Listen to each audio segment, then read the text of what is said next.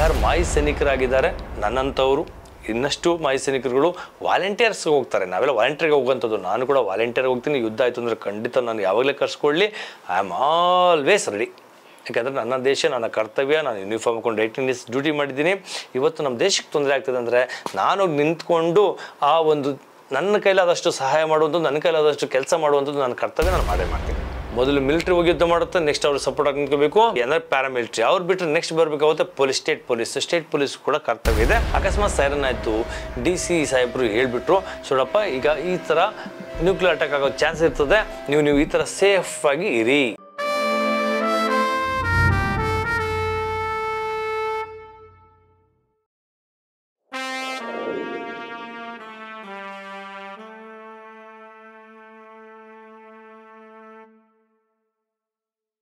ನಮಸ್ತೆ ವೀಕ್ಷಕರೇ, ಈ ದಿನ ಈ ವಿಡಿಯೋದಲ್ಲಿ ನಿಮ್ಗೆ ತಿಳಿಸ್ಕೊಡ್ತಾರಂಥದ್ದು ಮೋಕ್ ಡ್ರಿಲ್ ಅಂದರೆ ಏನು? ಬಹಳಷ್ಟು ಜನತೆಗಳಿಗೆ ಕನ್ಫ್ಯೂಷನ್. ಈ ಮೋಕ್ ಟೆಸ್ಟ್ ಕೇಳಿದ್ವಿ, ಮೋಕ್ ಡ್ರಿಲ್ಲಲ್ಲಿ ಏನು ಮಾಡಬೇಕಾಗುತ್ತೆ, ಏನು ಅವಶ್ಯಕತೆ ಇದೆ, ಯಾಕೆ ಇಷ್ಟೊಂದು ದೇಶದೊಳಗಡೆ ಮೋಕ್ ಡ್ರಿಲ್ ಬಗ್ಗೆ ಬಹಳಷ್ಟು ವಿಚಾರಗಳು ನಡೀತಾ ಇದ್ದಾವೆ, ಮಾತುಕತೆಗಳು ನಡೀತಾ ಇದ್ದಾವೆ ಅಂತಂದರೆ, ಮೋಕ್ ಡ್ರಿಲ್ ಯುದ್ಧದ ಸಂದರ್ಭದಲ್ಲಿ ಯಾವುದೇ ದೇಶ ಯುದ್ಧ ಮಾಡಬೇಕಿದ್ರೆ, ಶತ್ರುಗಳ ದೇಶ ಏನಾದರೂ ನಮ್ಮ ಮೇಲೆ ಮಿಸೈಲ್ಸ್, ನ್ಯೂಕ್ಲಿಯರ್ ಬಾಂಬ್ ಅಟ್ಯಾಕ್ ಮಾಡಿದಾಗ ಆಗುವಂಥ ನಷ್ಟವನ್ನು ತಡೆಗಟ್ಟಲಿಕ್ಕೆ ಈ ಮೋಕ್ ಡ್ರಿಲ್ ಮುಖಾಂತರ ತಿಳುವಳಿಕೆ ಇದ್ದರೆ ನೆಕ್ಸ್ಟ್ ಆಗುವಂಥ ಅನಾಹುತಗಳನ್ನ ತಡೆಗಟ್ಟಬಹುದು. ಆ ಉದ್ದೇಶದಿಂದ ಈ ಮೋಕ್ ಡ್ರಿಲ್ ಮಾಡಲಾಗ್ತದೆ. ನಾನು ಕನ್ನಡಿಗರಿಗೋಸ್ಕರ ಕನ್ನಡದಲ್ಲಿ ಸಂಪೂರ್ಣ ಮಾಹಿತಿ ಕೊಡ್ತಾ ಇದ್ದೀನಿ. ಯಾಕೆ ಮೋಕ್ ಡ್ರಿಲ್ ನಾವು ನಮ್ಮ ಮಿಲಿಟ್ರಿನಲ್ಲಿ ಎಲ್ಲ ಸೈನಿಕರುಗಳಿಗೆ ಹೇಳ್ಕೊಡ್ತಾರೆ. ಜೊತೆಗೆ ವಿಶೇಷವಾಗಿ ಸ್ಪೆಷಲ್ ಒಂದು ಕೋರ್ಸ್ ಕೂಡ ನಡೆಯುತ್ತೆ. ಅದರಲ್ಲಿ ಯಾವ ಥರ ಇಕ್ವಿಪ್ಮೆಂಟ್ಗಳನ್ನ ಧರಿಸ್ಕೊಬೇಕು, ಯಾವ ಥರ ಮೋಕ್ ಡ್ರಿಲ್ನಲ್ಲಿ ಏನೇನು ತಯಾರಿ ಮಾಡ್ಕೊಬೇಕು, ಮಿಸೈಲ್ಸ್ ಅಥವಾ ನ್ಯೂಕ್ಲಿಯರ್ ಅಟ್ಯಾಕ್ ಆದಾಗ ಆಗುವಂಥ ಪರಿಣಾಮಗಳೇನು, ಆ ಪರಿಣಾಮದಿಂದ ಎಷ್ಟು ನಷ್ಟಗಳಾಗ್ತವೆ ಅನ್ನೋದನ್ನು ತಿಳಿಸಲಾಗ್ತದೆ. ಇದ್ರ ಬಗ್ಗೆ ಸುಮಾರು ನಾನು 6 ಮಂತ್ 6 ತಿಂಗಳ ಕಾಲ ಇದನ್ನು ತರಬೇತಿನ ಪಡ್ಕೊಂಡಿದ್ದೀನಿ. ಇವತ್ತು ಶಾರ್ಟಾಗಿ ಎಲ್ಲರೂ ತಿಳಿಸ್ತಾ ಹೋಗ್ತೀನಿ, ನೀವೇನು ಮಾಡಬೇಕು ಅನ್ನೋದನ್ನು ತಿಳ್ಕೊಳ್ಳಿ. ಸ್ನೇಹಿತರೆ, ಈಗ ತಾನೇ ನೋಡ್ತಾ ಇರುವಂತೆ ಪಹಲ್ಗಾಮ್ ಅಟ್ಯಾಕ್ ಆದ ನಂತರ ದೇಶದೆಲ್ಲೆಡೆ ಬೆಂಕಿ ಎತ್ತಿ, ಯಾವಾಗ ಪಾಕಿಸ್ತಾನ ಸರ್ವನಾಶ ಮಾಡ್ತೀವಿ ಅನ್ನೋದು ಕಿಚ್ಚು ಎಲ್ಲರಲ್ಲೂ ಬಂದಿದೆ. ಈಗಾಗಲೇ ಗಡಿ ಪ್ರದೇಶದಲ್ಲಿ ನಮ್ಮ ಸೈನಿಕರ ಸಂಖ್ಯೆ ಹೆಚ್ಚಾಗಿ ಸಜ್ಜಾಗಿದೆ. ಇನ್ನೇನು ಯುದ್ಧ ಯಾವಾಗ ಆಗುತ್ತೋ ಅಂತ ಹೇಳಲಿಕ್ಕಾಗಲ್ಲ. ಇತ್ತೀಚಿನ ಯುದ್ಧಗಳಂತೂ ಯಾವುದೇ ಕಾರಣಕ್ಕೂ ಕೂಡ 15, 20 ದಿನ, 1 ತಿಂಗಳು 2 ತಿಂಗಳು ಯುದ್ಧ ನಡೆಯೋದಿಲ್ಲ. ಕೇವಲ 24 ಅವರ್ಸ್, 48 ಅವರ್ಸ್ ಅಥವಾ 72 ಅವರ್ಸಲ್ಲಿ ಯುದ್ಧ ಮುಗ್ದೇ ಹೋಗುತ್ತೆ ಅಕಸ್ಮಾತ್ ಯುದ್ಧ ಶುರು ಆದರೆ ಸ್ಟ್ಯಾಂಡ್ ಬೈ ಅನ್ನೋದು ಇದೆಯಲ್ಲ, ಅದು ತಿಳ್ಕೊಂಡು ಹೋಗ್ತಾ ಇರ್ತದೆ. ಸ್ಟ್ಯಾಂಡ್ ಬೈ ಅಂದ್ರೆ ಅರ್ಥ, ಸಜ್ಜಾಗಿದ್ದೀವಿ, ನನಗಿನ್ನೂ ಆರ್ಡರ್ ಸಿಕ್ಕಿಲ್ಲ, ಯುದ್ಧ ಮಾಡ್ಲಿಕ್ಕೆ ನಾವಿನ್ನೂ ಹೊರಟಿಲ್ಲ. ಯಾವಾಗ 0 ಅವರ್ಸ್ ಅಂತ ಬರುತ್ತೆ, 0 ಅವರ್ಸ್ ಅಂತ ಒಂದು ಯುದ್ಧ ಶುರು ಆಗ್ತದೆ. ಮಿಲಿಟರಿ ಸಿಸ್ಟಮಲ್ಲಿ 0 ಅವರ್ಸ್ ಅಂತ ಹೇಳ್ತಾರೆ. ಯಾವಾಗ 0 ಅವರ್ಸ್ ಅಂತ ಬರುತ್ತೆ ಅವಾಗ ಯುದ್ಧ ಶುರುವಾಗ್ತದೆ. ಯುದ್ಧ ಹೇಗಾದರೂ ಆಗಲಿ, ಸೈನಿಕರು ಹೊಡೆದಾಡಲಿ, ಆದರೆ ನಾಗರಿಕರಿಗೆ, ಅಮಾಯಕರಿಗೆ ಅಥವಾ ದೇಶದಿಂದ ಪ್ರಾಪರ್ಟಿಗೆ ಆಗುವಂಥ ನಷ್ಟಗಳೇನು, ಆದರೆ ಜವಾಬ್ದಾರಿ ನಮ್ಮ ನಾಗರಿಕರಿಗೆ ಏನಿದೆ ಅನ್ನೋದ್ರ ಬಗ್ಗೆ ತಿಳಿಸ್ತಾ ಹೋಗ್ತೀನಿ. ಬಹಳಷ್ಟು ವಿಷಯಗಳಿದೆ ಇದರಲ್ಲಿ, ನಿಮಗೆ ಸಿಂಪಲ್ ತಿಳಿಸ್ತಾ ಹೋಗ್ತೀನಿ. ಇಂಡಿಯಾ ಪಾಕಿಸ್ತಾನ, ಈಗ ಅದಕ್ಕಿಂತ ಮುಂಚೆ 1962ನಲ್ಲಿ ಇಂಡೋ ಚೈನಾ ವಾರ್ ಆಗ್ತು. ಚೈನಾ ಗೆಲ್ತು, ಅದನ್ನು ಸೋತು ಕೂಡ ಗೆದ್ವಿ. ಅದ್ರ ಬಗ್ಗೆ ಒಂದು ವಿಡಿಯೋನ ಕೂಡ ಕೊಟ್ಟಿದ್ದೀನಿ, ಯೂಟ್ಯೂಬಲ್ಲಿ ನೋಡ್ಬೋದು. 1965 ಇಂಡೋ ಪಾಕ್ ವಾರ್ ಮಾಡಿದ್ವಿ, ನಾವು ಗೆದ್ವಿ. 1971 ಯುದ್ಧ ಮಾಡಿದ್ವಿ. ಅವಾಗ ಮೋಕ್ ಡ್ರಿಲ್ ಬಗ್ಗೆ ಸ್ವಲ್ಪ ಎಲ್ಲ ನಮ್ಮ ಜನತೆಗಳಿಗೆ ಒಂದು ಅವೇರ್ನೆಸ್ನ ಕೊಡ್ಲಿಕ್ಕೆ ಪ್ರಯತ್ನ ಮಾಡಿದ್ರು. 92,000 ಪಾಕಿಸ್ತಾನ ಸೈನಿಕರುಗಳು ನಮ್ಮ ಭಾರತೀಯ ಸೈನಿಕರಿಗೆ ಸರೆಂಡರ್ ಆಗೋದ್ರು, ಸೋತರು. ಅದನ್ನು ಕಾರ್ಗಿಲ್ ಆಯಿತು, ಅದರಲ್ಲೂ ಸೋತರು. ಎಷ್ಟು ಆಪರೇಷನ್ ಮಾಡ್ತಾ ಇದ್ದೀವಿ, ಪಾಕಿಸ್ತಾನ ಟೆರರಿಸ್ಟ್ಗಳನ್ನ, ಶತ್ರುಗಳನ್ನ ಹೊಡೆದು ಉಳಿಸ್ತಾನೆ ಇದ್ದೀವಿ. ಆದರೂ ಕೂಡ ಇದೆಲ್ಲ ಕಿತಾಪತಿ ಮಾಡ್ತಾನೆ ಇದ್ದಾರೆ. ಏನಾದರೂ ನಮ್ಮ ಭಾರತ ದೇಶಕ್ಕೆ ತೊಂದರೆ ಕೊಡುವಂಥ ಸಾಹಸ ಮಾಡಲಿಕ್ಕೆ ಪ್ರಯತ್ನ ಮಾಡ್ತಾನೆ ಇದ್ದಾರೆ. ಯಾವಾಗ ಒಂದು ದೇಶದಿಂದ ಇನ್ನೊಂದು ದೇಶದ ಜೊತೆಗೆ ಯುದ್ಧ ಆಗ್ತದೆ, ಯುದ್ಧ ಆದಾಗ ಅವರಲ್ಲಿರುವಂಥ ದೊಡ್ಡ ಅಸ್ತ್ರ ಅಂತಂದರೆ ಅದು ನ್ಯೂಕ್ಲಿಯರ್ ಬಾಂಬ್. ನ್ಯೂಕ್ಲಿಯರ್ ಬಾಂಬ್ ಬಗ್ಗೆ ನಮ್ಮ ಸೈನ್ಸಲ್ಲಿ ಇರುವಂಥ ಮಕ್ಕಳು ಸ್ವಲ್ಪ ತಿಳ್ಕೊಂಡಿರ್ತಾರಿಲ್ಲ ಅಂತಲ್ಲ, ಆದರೆ ಅದರಿಂದ ಆಗೋದ ಪರಿಣಾಮ ಬಹಳ ಕೆಟ್ಟದು. ಯಾಕಪ್ಪ ಈಗ ಹೇಳ್ತೀನಿ ಅಂದರೆ, ಬಯಾಲಜಿಕಲ್ ನ್ಯೂಕ್ಲಿಯರ್ ಬಾಂಬ್ ಇದೆ, ಅಥವಾ ಕೆಮಿಕಲ್ ನ್ಯೂಕ್ಲಿಯರ್ ಬಾಂಬ್ ಇದೆ, ಅಥವಾ ಬ್ಲಾಸ್ಟ್ ಮಾಡುವಂಥ, ಫ್ಲ್ಯಾಶ್ ಆಗುವಂಥ ಈ ಥರ ಹಲವಾರು ತರಹ ನ್ಯೂಕ್ಲಿಯರ್ ಬಾಂಬ್ಗಳನ್ನ ಸೃಷ್ಟಿ ಮಾಡಿ ಆಲ್ರೆಡಿ ತಯಾರು ಮಾಡಿ ಇಟ್ಕೊಂಡ್ಬಿಟ್ಟಿದ್ದಾರೆ. ಎಲ್ಲ ಸರ್ವನಾಶ ಮಾಡಲಿಕ್ಕೆ ಮಾಡುವಂಥದ್ದು. ನಿಮಗೆಲ್ಲ ತಿಳಿದಿರುವಂತೆ ಸೆಕೆಂಡ್ ವರ್ಲ್ಡ್ ವಾರ್ನಲ್ಲಿ ಹಿರೋಶಿಮಾ ನಾಗಸಾಕಿ ಜೊತೆಗೆ ಆದಂತಹ ಒಂದು ಆ ನಷ್ಟ ಈಗಲೂ ಕೂಡ ತುಂಬ ಆಗ್ತಾ ಇಲ್ಲ, ಅಷ್ಟು ನಷ್ಟ ಆಗಿರೋಂಥದ್ದು. ಇಲ್ಲಿ ನ್ಯೂಕ್ಲಿಯರ್ನ ಯೂಸ್ ಮಾಡಿ ಬಹಳಷ್ಟು ಆ ಜಪಾನ್ ದೇಶಕ್ಕೆ ನಷ್ಟವನ್ನು ಉಂಟು ಮಾಡಿರುವಂಥದ್ದು ನಿಮಗೆಲ್ಲ ತಿಳಿದಿರೋಂಥ. ಅಕಸ್ಮಾತ್ ಜಪಾನ್ ಹಿರೋಶಿಮಾ ನಾಗಸಾಕಿನಲ್ಲಿ ಆದಂಥ ಆ ಒಂದು ಪರಿಣಾಮಕ್ಕೆ ಮುಂಚಿತವಾಗಿ ಪ್ರಿಕಾಷನ್ಸ್ ಅವ್ರ ಹತ್ರ ಇದ್ದಿದ್ರೆ ಅಷ್ಟೊಂದು ನಷ್ಟ ಆಗ್ತಿತ್ತಿರ್ಲಿಲ್ವೇನೋ. ಆ ಉದ್ದೇಶದಿಂದ ಮುಂದೊಂದು ದಿನ ಆಗಬಾರ್ದು ಅನ್ನೋ ಉದ್ದೇಶದಿಂದ ಪ್ರತಿಯೊಂದು ದೇಶದಲ್ಲೂ ಕೂಡ ತಂದೆ ಆದಂಥ ಸುರಕ್ಷತೆಗೆ ತಯಾರಿ ಮಾಡಿಟ್ಕೊಂಡಿರ್ತಾರೆ. ಈಗ ಬರೋಣ ಪಾಯಿಂಟ್ ಟು ಪಾಯಿಂಟ್. ನ್ಯೂಕ್ಲಿಯರ್ ಬಾಂಬಲ್ಲೂ ಕೂಡ ಹಲವಾರು ವಿಧಾನಗಳಿದ್ದಾವೆ. ಒಂದು ಏರ್ ಬ್ಲಾಸ್ಟ್ ಮಾಡ್ತಾರೆ, ಗ್ರೌಂಡ್ ಬ್ಲಾಸ್ಟ್ ಮಾಡ್ತಾರೆ, ಅಥವಾ ಕೆಮಿಕಲ್ ಬ್ಲಾಸ್ಟ್ ಮಾಡ್ತಾರೆ, ಅಥವಾ ಬಯಾಲಜಿಕಲ್ ಬ್ಲಾಸ್ಟ್ ಮಾಡ್ತಾರೆ. ಈ ಥರ ಹಲವಾರು ವಿಧಾನಗಳಲ್ಲಿ ಬ್ಲಾಸ್ಟ್ ಮಾಡ್ತಾರೆ. ಅಂಡರ್ಗ್ರೌಂಡ್ ಬ್ಲಾಸ್ಟ್ ಮಾಡ್ತಾರೆ, ಸಮುದ್ರ ಒಳಗಡೆ ಭೂಮಿ ಒಳಗಡೆ ಹೋಗಿ ಬ್ಲಾಸ್ಟ್ ಮಾಡೋವಂಥದ್ದು ಇರ್ತದೆ. ತುಂಬ ಎತ್ತರದಲ್ಲಿ ನಮ್ಮ ಕಣ್ಣಿಗೆ ಕಾಣಿಸಲ್ಲ, ಆಕಾಶದಲ್ಲಿ ಅಷ್ಟು ಎತ್ತರದಲ್ಲಿ ಹೋಗಿ ನಮ್ಮ ಸ್ಯಾಟಲೈಟ್ಗಳನ್ನು ಸುಟ್ಟಾಕುವಂಥ ಒಂದು ಸಾಹಸನ ಕೂಡ ಮಾಡುವಂಥ ಆ ಥರನೂ ಕೂಡ ನಮ್ಮ ಹತ್ರ ನ್ಯೂಕ್ಲಿಯಸ್ಗಳಿದ್ದಾವೆ. ನ್ಯೂಕ್ಲಿಯಸ್ ಎಷ್ಟು ಪರಿಣಾಮ ಬೀರುತ್ತೆ ಅಂತಂದರೆ ಆಗುವಂಥ ಪರಿಣಾಮ ಬಹಳ ಕೆಟ್ಟದು. ಎಕ್ಸಾಂಪಲ್ ನಾವು ಇವಾಗ ತಾನೇ ನೋಡಿರುವಂಥ 2019ನಲ್ಲಿ ಕೋವಿಡ್-19 ಇದು ಒಂದು ರೀತಿ ಸೂಕ್ಷ್ಮವಾಗಿ ಬಯಾಲಜಿಕಲ್ ನ್ಯೂಕ್ಲಿಯರ್ನ ಯೂಸ್ ಮಾಡುವಂಥದ್ದು ನಿಜ. ಒಂದು ಬಾರಿ ನಾನು ಬಯಾಲಜಿಕಲ್ ನ್ಯೂಕ್ಲಿಯರ್ ಬಗ್ಗೆ ಸ್ವಲ್ಪ ತಿಳಿಸ್ತಾ ಹೋಗ್ತೇನೆ. ಸ್ನೇಹಿತರೆ, ಈ ಬಯಾಲಜಿಕಲ್ ನ್ಯೂಕ್ಲಿಯರ್ ಇದೆಲ್ಲ ಬಹಳ ಡೇಂಜರು. ಅದರಲ್ಲೂ ಕೂಡ ಸಂಪೂರ್ಣ ವಿಷ ತುಂಬಿರುತ್ತೆ, ಕೀಟಾಣುಗಳಿರ್ತವೆ. ಅದು ಯಾವುದೋ ಒಬ್ಬ ಮನುಷ್ಯನಿಗೆ, ಜೀವಿತ ಪ್ರಾಣಿಗೆ ಅಂಟ್ಕೊಂಡ್ರೆ ಅದು ಮತ್ತೆ ಅಲ್ಲಿಂದ ಮೇರೆ ಕಡೆ ಶಿಫ್ಟ್ ಆಗ್ತದೆ.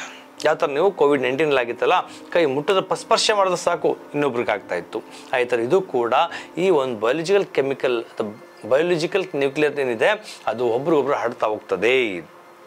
ಗಾಳಿಂದ ಹರಡುತ್ತೆ, ಉಸಿರಿಂದ ಹರಡುತ್ತೆ, ಮನುಷ್ಯನಿಂದ ಹರಡುತ್ತೆ, ಪ್ರಾಣಿಯಿಂದ ಹರಡುತ್ತೆ.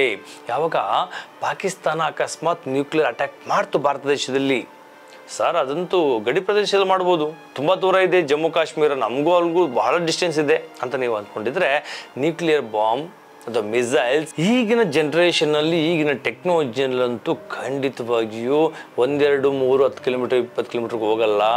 ಡೈರೆಕ್ಟಾಗಿ ಸಾವಿರಾರು ಕಿಲೋಮೀಟ್ರಿಗೆ ತಲುಪುವಂಥ ಕೆಪಾಸಿಟಿ ಉಳ್ಳಂಥ ಮಿಸೈಲ್ಸ್, ನ್ಯೂಕ್ಲಿಯಸ್ ಬಾಂಬ್ಸ್ಗಳು ತಯಾರಾಗಿದ್ದಾವೆ. ಪಾಕಿಸ್ತಾನ ಗಡಿ ಪ್ರದೇಶ ಇಲ್ಲಿಂದ 3000 ಕಿಲೋಮೀಟರ್ ಇರ್ಬೋದು, 2000 ಕಿಲೋಮೀಟರ್ ಇರ್ಬೋದು. ಅಲ್ಲಿಂದ ಡೈರೆಕ್ಟಾಗಿ ತಮಿಳುನಾಡು, ಕನ್ಯಾಕುಮಾರಿ ಕೂಡ ಹೋಗ್ಬೋದು. ಅಷ್ಟು ದೊಡ್ಡ ದೊಡ್ಡ ಮಟ್ಟದಲ್ಲಿ ತಯಾರಿದ್ದಾವೆ. ಅನ್ಕೋಬೇಡಿ ಸರ್ ಡೆಲ್ಲಿ ತುಂಬ ದೂರ ಇದೆ, ಅಲ್ಲಿಗೆ ಹಾಕಿ ಅಟ್ಯಾಕ್ ಮಾಡ್ಬೋದು. ಸರ್ ನಾವು ಹಳ್ಳಿಲಿ ಇದ್ದೀವಿ ಸರ್, ನಮಗೇನು ತೊಂದರೆ ಆಗಲ್ಲ. ಹೌದು, ಅವ್ರ ಮೇನ್ ಟಾರ್ಗೆಟ್ ಮಾಡುವಂಥದ್ದು ಸಿಟಿ ಪ್ರದೇಶಗಳ ಪಾಪ್ಯುಲೇಷನ್ ಎಲ್ಲಿ ಜಾಸ್ತಿ ಇದೆ, ಎಲ್ಲಿ ಪ್ರಾಪರ್ಟಿ ಜಾಸ್ತಿ ಇದೆ, ಇಲ್ಲಿ ನಷ್ಟ ಮಾಡೋದ್ರಿಂದ ಆ ದೇಶದ ಆರ್ಥಿಕತೆ ಕುಗ್ಗೋಗುತ್ತೆ. ಎಲ್ಲಿ ರಿಚ್ ಪರ್ಸನ್ ಇದ್ದಾರೆ, ಎಲ್ಲಿ ಒಳ್ಳೆ ಬಿಸ್ನೆಸ್ ಮ್ಯಾನ್ಗಳಿದ್ದಾರೆ, ಎಲ್ಲೆಲ್ಲಿ ಸರ್ಕಾರ ಟಾರ್ಗೆಟ್ ಏರಿಯಾಗಳಿದ್ದಾವೆ ಅಂಥವೆಲ್ಲ ಹುಡುಕ್ತಾರೆ. ನೀರಿನ ಡ್ಯಾಮ್, ಇಲ್ಲಿ ನೀರನ್ನು ಶೇಖರಣೆ ಮಾಡಿ ಆ ನೀರಿಂದ ಎಷ್ಟೋ ರೈತರುಗಳು ಜೀವನ ಮಾಡ್ತಿದ್ದಾರೆ. ಅಂಥ ಡ್ಯಾಮ್ಗಳನ್ನು ಕೂಡ ಹುಡುಕಿ ಬಾಂಬ್ ಹಾಕುವಂಥ ತಯಾರಿ ಮಾಡಿಕೊಂಡಿರ್ತಾರೆ. ಸ್ನೇಹಿತರೆ, ಯಾವಾಗ ಎಲ್ಲಿ ಯಾವ ಥರ ಆಗ್ತಾರೆ ಅಂತ ಯಾರು ಹೇಳಲಿಕ್ಕಾಗಲ್ಲ. ಅದಕ್ಕೋಸ್ಕರನೇ ನಮ್ಮ ತಯಾರಿ ಸರಿಯಾಗಿರಬೇಕು. ಇದು ಬಯಾಲಜಿಕಲ್ ನ್ಯೂಕ್ಲಿಯರ್ ಬಗ್ಗೆ ಹೇಳಿದೆ. ಕೆಮಿಕಲ್ ಬಗ್ಗೆ ಹೇಳಬೇಕು ಅಂದರೆ, ಕೆಮಿಕಲ್ ಅಕಸ್ಮಾತ್ ಅದು ಬ್ಲಾಸ್ಟ್ ಆದಾಗ ಆ ಕೆಮಿಕಲ್ ಯಾವುದೇ ಒಂದು ಜೀವಿತ ಪ್ರಾಣಿಗೆ ಬಂದು ಬಿದ್ದರೆ ಯಾವ ಥರ ಹೇಳ್ತೀವಿ ಅಂತಂದರೆ, ಒಂದು ಮಂಡದಾವಿದೆಯಲ್ಲ, ಅಕಸ್ಮಾತ್ ಅದು ಕಚ್ಚಿದ್ರೆ ಆ ಅಂಗಗಳೆಲ್ಲವೂ ಕೂಡ ಕೊಳ್ತೋಗುತ್ತೆ ಅಂತೇಳಿ. ಈ ಥರ ಕೆಮಿಕಲ್ ಬಿದ್ದರೆ ಆ ಶರೀರದ ಅಂಗಗಳೆಲ್ಲ ಕೊಳ್ತೋಗ್ತಾ ಹೋಗ್ತದೆ. ಈ ಥರನೂ ಕೂಡ ಆ ಕೆಮಿಕಲ್ ನ್ಯೂಕ್ಲಿಯರಿಂದ ಸಮಸ್ಯೆಗಳಾಗ್ತವೆ. ಮತ್ತು ಇನ್ನೊಂದು ಯಾವ ಥರ ಆಗುತ್ತೆ ಸರ್ ಅನ್ನೋದಿತ್ತು ಅಂದರೆ, ಫ್ಲ್ಯಾಶ್. ಎಲ್ಲೋ ಏರ್ ಅಟ್ಯಾಕ್ ಮಾಡ್ತಾರೆ, ಆ ಏರ್ ಅಟ್ಯಾಕಿಂದ ಕಣ್ಣಿನ ಪರದೆಗಳೆಲ್ಲ ಸುಟ್ಟೋಗ್ತವೆ, ಕಿವಿ ಕೇಳಿಸೋದಿಲ್ಲ ಸೌಂಡ್ಗೆ, ಕಿವಿ ಟಮಟಗಳು ಹೊಡೆದೋಗ್ತವೆ, ಅಂಗವಿಕಲರಾಗ್ತಾರೆ. ಈ ಥರನೂ ಕೂಡ ಆಗುವಂಥ ಸಾಧ್ಯತೆ ಜಾಸ್ತಿ ಇದೆ. ಸರ್ ಗ್ರೌಂಡ್ ಬ್ಲಾಸ್ಟ್ ಆಗೋದ್ರಿಂದ ಸುಮಾರು 150-200 ಕಿಲೋಮೀಟರ್ ತನಕನೂ ಕೂಡ ಅಲ್ಲಿ ನಷ್ಟ ಆಗುವಂಥ ಸಾಧ್ಯತೆ ಜಾಸ್ತಿ ಇದೆ. ಅಂಡರ್ಗ್ರೌಂಡ್, ಅಂಡರ್ ವಾಟರ್, ಅದರಿಂದಲೂ ಕೂಡ ಭಾಳಷ್ಟು ನಷ್ಟ ಆಗುವಂಥ ಸಾಧ್ಯತೆ ಇದೆ. ಈ ಥರ ಹಲವಾರು ವಿಧಾನಗಳಲ್ಲಿ ಇವರು ನ್ಯೂಕ್ಲಿಯಸ್ಗಳು ತಯಾರು ಮಾಡಿಟ್ಕೊಂಡಿರ್ತಾರೆ. ಅದರಿಂದ ನಾವು ಸುರಕ್ಷಿತವಾಗಿರಬೇಕು ಅಂದರೆ ಅದಕ್ಕೆ ಪ್ರಿಕಾಷನ್ ನಮಗೆ ಭಾಳ ಅವಶ್ಯಕತೆ ಇರ್ತದೆ. ಇದಕ್ಕೆ ಸಿಂಪಲ್ ನಿಮ್ಗೆ ಹೇಳ್ತಾ ಹೋಗ್ತೀನಿ, ಯಾವ ಥರ ನೀವು ಅದನ್ನು ತಯಾರಿ ಮಾಡ್ಕೋಬೇಕು ಅಂತೇಳಿ ಇದನ್ನು ನೀವು ನೆನಪಾಗಿಟ್ಕೊಳ್ಳಿ. ಅಕಸ್ಮಾತ್ ಸೈರನ್ ಆಯಿತು, DC ಸಾಹೇಬರು ಹೇಳಿಬಿಟ್ರು, ನೋಡಪ್ಪ ಈಗ ಈ ಥರ ನ್ಯೂಕ್ಲಿಯರ್ ಅಟ್ಯಾಕ್ ಆಗೋ ಚಾನ್ಸ್ ಇರ್ತದೆ, ನೀವು ಈ ಥರ ಸೇಫಾಗಿ ಇರಿ, ನಿಮ್ಗೇನು ಪ್ರಿಕಾಷನ್ ಕೊಡಿದೆ ಪ್ರಿಕಾಷನ್ನ ನೀವೆಲ್ಲರೂ ಕೂಡ ಅಳವಡಿಸ್ಕೊಳ್ಳಿ ಅಂತ ಹೇಳ್ತಾರೆ. ಅದಕ್ಕೆ ನೀವೇನು ತಯಾರಿ ಮಾಡ್ಕೋಬೇಕು ಅಂತಂದರೆ, ನೀವು ಎಲ್ಲಿ ಮನೇಲಿ ಓಡಿರ್ತೀರಾ ಸರ್ ನಾವು RCC ಮನೇಲಿ ಇದ್ದೀವಿ ಸರ್, 5ನೇ ಫ್ಲೋರಲ್ಲಿ ಇದ್ದೀವಿ ಸರ್, ಡೇಂಜರ್, ಕಷ್ಟ ಇದೆ. ಆದರೆ ಏನು ಮಾಡಲಿಕ್ಕಾಗಲ್ಲ, ಇದ್ದೀರಾ ಅಂದ್ಕೊಳ್ಳಿ. ಅಕಸ್ಮಾತ್ ಬ್ಲಾಸ್ಟ್ ಆಯಿತು, ಅಕಸ್ಮಾತ್ ಏನಾದರೂ ಭೂಮಿ ಅಲುಗಾಡ್ತು, ಅಕ್ಕಪಕ್ಕದನ್ನು ಬಿದ್ದುಬಿಡ್ತು, ಆ ಸಮಯದಲ್ಲಿ ಏನು ಮಾಡ್ತೀರಾ? ನಿಮ್ಮ ಕಾಟ್ ಕೆಳಗಡೆ ಬಚ್ಚಿಟ್ಕೊಳ್ಳೋಂಥ ಕೆಲಸ ಮಾಡಬೇಕು. ಓಪನ್ ಏರಿಯಾದಲ್ಲಿ ಹೋಗಿ ಇರುವಂಥ ಪ್ರಯತ್ನ ಮಾಡಬೇಕು. ಮರ ಗಿಡಗಳ ಕೆಳಗಡೆ ಇರಬಾರ್ದು. ಎಲೆಕ್ಟ್ರಿಕಲ್ ಆಲ್ಮೋಸ್ಟ್ ಈ ಥರ ಒಂದು ಯುದ್ಧ ಆದಾಗ ಎಲ್ಲ ಕಡೆ KBದು ಕೂಡ ಕನೆಕ್ಷನ್ ಎಲ್ಲ ಕಿತ್ತಾಕಿರ್ತಾರೆ, ಏನು ಸಮಸ್ಯೆ ಆಗಲ್ಲ. ಆದರೂ ಕೂಡ ಆ ಒಂದು ಕರೆಂಟ್ ಇರುವಂಥ ಜಾಗದಲ್ಲಿ ಇರಬಾರ್ದು. ನೀರಿನ ಪ್ರದೇಶದಲ್ಲಿ ಜಾಸ್ತಿ ಇರ್ಲಿಕ್ಕೆ ಹೋಗಬಾರ್ದು. ನಮ್ಮ ಶರೀರ ಅಂಗಗಳೆಲ್ಲ ಮುಚ್ಚಿಟ್ಕೊಂಡಿರ್ಬೇಕು, ಮಾಸ್ಕ್ ಹಾಕ್ಕೊಂಡಿರ್ಬೇಕು, ಕಿವಿಗೆ ಹತ್ತಿ ಹಾಕ್ಕೊಂಡಿರ್ಬೇಕು, ಎಲ್ಲ ಅಂಗಗಳೆಲ್ಲ ಮುಚ್ಚಿಟ್ಕೊಂಡಿರಬೇಕು. ಎಲ್ಲೂ ಕೂಡ ಆ ಕೆಮಿಕಲ್ ಅಥವಾ ಬಯಾಲಜಿಕಲ್ ಯಾವುದಾದ್ರು ಅಟ್ಯಾಕ್ ಆದರೂ ಕೂಡ ಬಂದು ನಮ್ಮ ಶರೀರಕ್ಕೆ ಸೇರ್ಕೊಬಾರ್ದು. ಸರ್ ನಮ್ಮ ಹತ್ರ ಇಕ್ವಿಪ್ಮೆಂಟ್ ಇಲ್ವಲ್ಲ, ನಿಮ್ಮಲ್ಲಿ ಒಂದು ಜಾಕೆಟ್ನ ಯೂಸ್ ಮಾಡ್ಬೋದು. ಜಾಕೆಟ್ ಯೂಸ್ ಮಾಡಿ, ಫುಲ್ ಶರ್ಟ್ಗಳನ್ನ ಯೂಸ್ ಮಾಡಿ, ಶೂಗಳನ್ನ ಯೂಸ್ ಮಾಡಿ, ಮುಖಕ್ಕೆ ಕನ್ನಡಕ ಹಾಕೊಳ್ಳಿ, ಫುಲ್ ಕವರ್ ಮಾಡಿ, ಈ ಥರ ಇರಬೇಕಾಗುತ್ತೆ. ಆವಾಗ ನೀವು ಸೇಫ್ ಆಗಿರ್ತೀರಾ. ಸೊ ಉಸಿರಾಟ ತೊಂದರೆ ಆಗುತ್ತೆ ಸರ್. ಉಸಿರಾಟ ತೊಂದರೆ ಆಗಬೇಕು ಅಂದರೆ ಇನ್ನು ಆಕ್ಸಿಜನ್ ಯೂಸ್ ಮಾಡಬೇಕಾಗುತ್ತೆ. ಅದಕ್ಕೆ ಮಾಸ್ಕ್ ಯೂಸ್ ಮಾಡಿ. ಆಲ್ಮೋಸ್ಟ್ ಸ್ವಲ್ಪ ನಿಮಗೆ 30 to 40% ನಿಮಗೆ ಪ್ರಾಬ್ಲಮ್ ಸಾಲ್ವ್ ಆದಂಗೆ ಆಗ್ತದೆ. ಸರ್ ವೆಹಿಕಲ್ ಓಡಿಸ್ತಿದ್ದೀವಿ ಸರ್, ವೆಹಿಕಲ್ ನಿಲ್ಲಿಸಿ ಕೆಳಗಡೆ ಮಲ್ಕೋಬೇಕಾಗ್ತದೆ, ಸೀಟ್ ಕೆಳಗಡೆ ಮಲ್ಕೋಬೇಕಾಗುತ್ತೆ. ಈ ಥರ ನಿಮಗೆ ಇರುವಂಥ ಪರಿಸ್ಥಿತಿ ತಕ್ಕಂತೆ ನಿಮ್ಮ ಸುರಕ್ಷತೆ ನೀವು ಕಾಪಾಡ್ಕೊಬೇಕು. ಇಲ್ಲ ಅಂತಂದರೆ ಸೊ ಆ ಒಂದು ನ್ಯೂಕ್ಲಿಯರ್ ಅಟ್ಯಾಕ್ ಆದಾಗ ಯಾವಾಗ ಯಾರಿಗೇನಾಗುತ್ತೆ ಅಂತ ಹೇಳಲಿಕ್ಕಾಗಲ್ಲ.